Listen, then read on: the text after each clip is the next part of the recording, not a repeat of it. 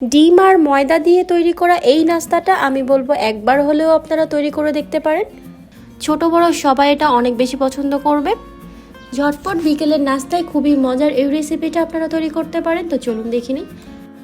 একটি মিক্সিং বলে আমি হাফ কাপ ময়দা নিয়ে নিচ্ছি, সামান্য কিছুটা লবণ দিয়ে এরপর এখানে 1 টেবিল চামচ দিয়ে দিলাম রান্নার রেগুলার সয়াবিন তেল। ময়দার সাথে লবণ আর তেলটাকে আমি খুব ভালো করে এইভাবে মাখিয়ে নিব। এই নাস্তাটা যে কি পরিমাণ মজার হয় আপনারা এই রেসিপিটা ফলো করে জাস্ট একবার ট্রাই করে দেখবেন। ঠিক এই পর্যায়ে আমি নর্মাল পানি অ্যাড করে দিচ্ছি অল্প অল্প করে।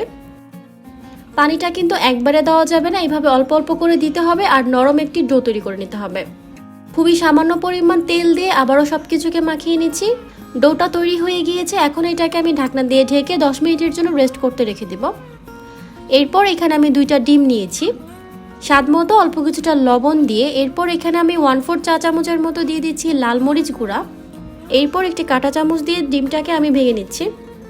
সাধারণত মোগলাই পরোটার রেসিপিটা কিন্তু অনেক বেশি ঝামেলার হয়, আর এই রেসিপিটা খুব সহজেই ঝটপট তৈরি করতে পারেন। চুলায় প্যানে আমি সামান্য তেল গরম করে নিয়ে ডিমের মিশ্রণটাকে দিয়ে দিচ্ছি। উপর থেকে আমি সামান্য কিছুটা গোলমরিচ গুঁড়া দিয়ে এরপর এটাকে আমি স্ক্রাম্বল করে নেব। ডিমটাকে আমি খুব ভালো করে স্ক্রাম্বল করে নিয়েছি, দেখতেই পাচ্ছেন।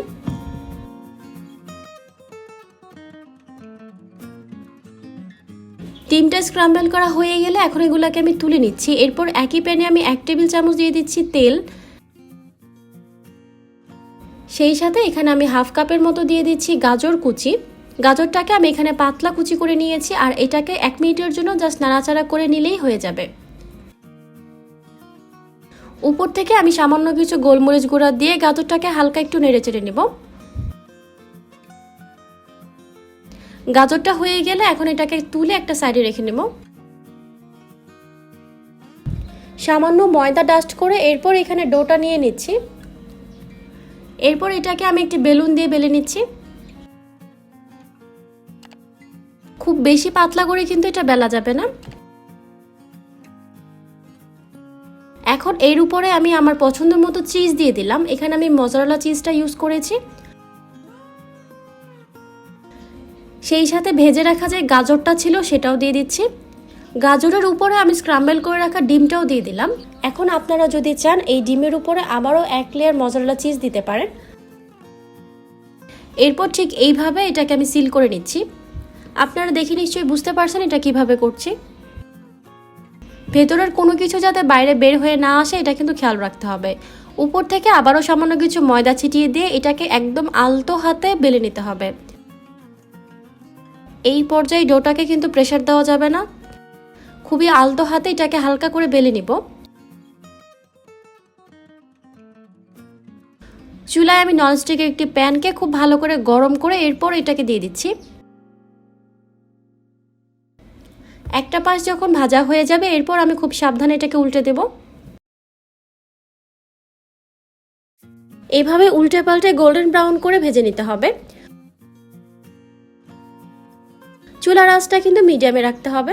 এই পর্যায়ে আমি সামান্য কিছু তেল দিয়ে দিচ্ছি।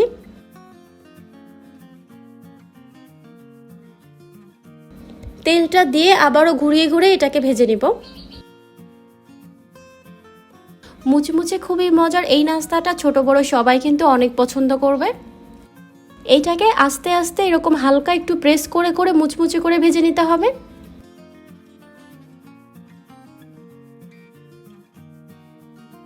হয়ে গিয়েছে, দেখতেই পাচ্ছেন। চুলাটা বন্ধ করে এখন আমি এটাকে সার্ভ করে নিব। একটি ছুরির সাহায্যে আমি প্রথমে এটাকে কেটে নিচ্ছি। আর এই একটা পরোটা 2 জনকে সার্ভ করা যাবে। আপনারা যদি বেশি পরিমাণে বানাতে চান সেক্ষেত্রে ময়দা আর ডিম সহ সবকিছুর পরিমাণ কিন্তু ওই অনুযায়ী বাড়িয়ে দিতে হবে। আর এটা দেখে নিশ্চয়ই বুঝতে পারছেন এটা কতটা ইয়ামি হয়েছে। রেসিপিটা কেমন লেগেছে আমাকে কমেন্ট করে অবশ্যই জানাবেন। আজ এই পর্যন্তই, সবাই অনেক বেশি ভালো থাকবেন। আল্লাহ হাফেজ।